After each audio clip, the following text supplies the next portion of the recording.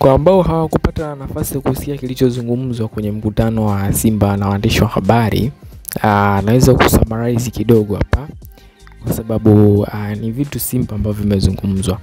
Kwamba uwanja rasmi ambao mechi itachezwa ni uwanja wa Amani Complex, na kuna swala lingine la tiketi. Sababu watu wameanza kununua tiketi ni muda sana toka mchezo ule wa marudiano ulipoisha kule Afrika ya Kusini au kuingia finali. Kwa hiyo ilikuwa ni muda sana, kwa hiyo tiketi nyingi zilikuwa zimeuzwa mpaka siku ya tarehe 17 wakasema kwamba tiketi zaidi ya 12,000 ziliweza kuuzwa za pale Benjamin Mkapa. Kwa hiyo tiketi zilikuwa zinanadiwa kwamba ni Benjamin Mkapa, lakini baadaye kulikuja kutokea mabadiliko ya venue ya mchezo.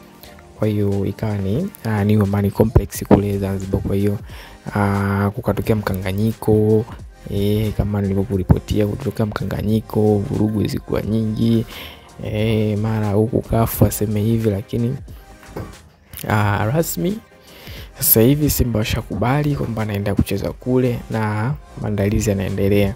Na kuhusu watu ambao wamekata tiketi za kwa Mkapa, kama unaweza kwenda Zanzibar sawa, kama humudu kwenda Zanzibar, utaratibu ni kwamba zitatumika siku ya Simba Day.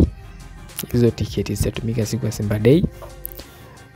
Na kwa Zanzibar kumetangazwa viingilio vipya, kuna VIP, kuna mzunguko, kuna sehemu nyingine huko. Kwa hiyo wanajua wenyewe walivyopanga. Kwa hiyo na tiketi zinaendelea kuuzwa zaidi ili kuona ni namna gani ambavyo watu wanaenda kuenjoy hiyo finali huko visiwani Zanzibar, ingawa haikuwa matarajio ya wengi. Kwa hiyo swali linakuja tu ni kwamba saikolojia za wachezaji sasa hivi ziko